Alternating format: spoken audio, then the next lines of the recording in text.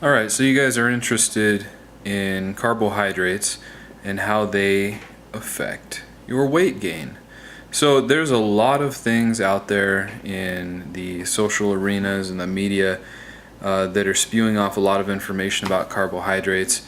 Everything from the Atkins diet, how they're very bad, especially potatoes, stay away from those, even though white and sweet potatoes are one of the most nutrient dense foods that you can eat. People have survived for years alone off of white potatoes. Go look at the Irish. Go look at the Great Potato Famine. 1 million people died, but before that, their population doubled, and then the next generation, it doubled again, while over 50% of their calories in their diet were coming from white potatoes that they harvested there. And also,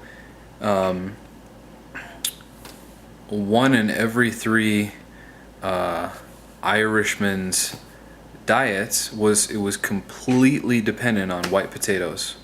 1/3 of the entire country. Pretty amazing stuff. So, basically, carbs are a little bit different than protein and fat in that they do something different to your body. Let me get to that. First, I'll give an example. So a lot of bodybuilders tend to cut carbohydrates little by little as they get closer to a show to drop weight so that they can look better, see those cuts and striations and stuff. And also people are doing diets talking about how, oh man, I cut out my carbs and I lost weight so fast. Well, carbohydrates turn into sugar. They turn into basically glucose in the bloodstream after they're digested, and then they get stored in the muscle tissue and the liver as glycogen. And so basically you can use that fuel source for basically high intensity exercise. Now, the thing about carbohydrates is that when you cut them out, you're going to be losing all of that glycogen storage because you're going to be using your muscles, but you're not going to be replenishing them with the glycogen that you usually do. And that's going to help you drop some weight. Now, personally, I don't think that it's a good weight because for a lot of the activities that I do, they are strenuous. They are 70% VO2 max and greater.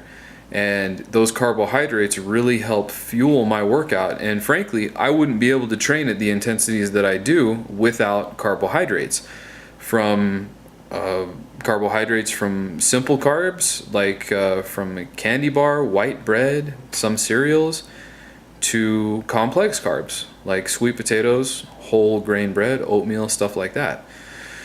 So the whole, oh, I dropped my carbs and I lost 12 pounds in a week, blah, blah, blah. Well, a lot of it's glycogen. And here's something else. A lot of it's water. Because carbohydrates, the special, unique thing about them is that they need more water to be stored in the body. So protein, fat, they're not unique like that. They don't need extra water and stuff to be stored in the body. But carbohydrates, you're gaining extra water weight to store those carbohydrates. So when you cut out the carbs, of course you can lose like 6 pounds in 2 or 3 days, because not only are you losing your glycogen stores, which are in your muscles, but so your muscles are going from like a full look to kind of more of a flat look, but you're also losing all of that water that is needed to store those carbohydrates. So there you go. The mystery solved. I had that question for years. I was like, man, is there, is going low carb or no carb the best thing? Because so many people are losing so much weight and blah, blah, blah. They're just losing water at first. And they're also taking away from, carbohydrates are known as like they have insulin-like growth factors. That means that you eat carbohydrates and they're going to help you recover from endurance training, from strength training, from whatever it is that you're doing, they're going to help you recover, and they're also going to give you energy, slow releasing energy for more of the complex carbohydrates, and then quick energy for more of the simple carbs, like straight sugar and stuff. So I would definitely stay away from any low carbohydrate diets, and specifically any diet camps. Basically, I'm staying away from all of that crap because there's not really research except for anecdotal research, which is not much. It's not even research. I mean, it's more of like testimonial type stuff. There's really no high quality research that proves any of these things, that proves lower carb is going to give you a better quality of life, or you're going to keep off the weight for longer term, or not eating potatoes is in some way beneficial. I mean, these are little things that people have thought over time or came to conclusions on their own about, and then said, oh, this is the way. And then they've, written a book about it and made some money and started speaking at expos or whatever and workshops, and then it just kind of goes crazy from there. And then food companies, they actually start to respond to this, because think about it. If potatoes are considered bad, for instance, the Atkins diet, then when his book came out in 1972, and I think his second version came out in 1992, they were incredibly successful. The second book was actually more successful than the first book, which is phenomenal. And people actually started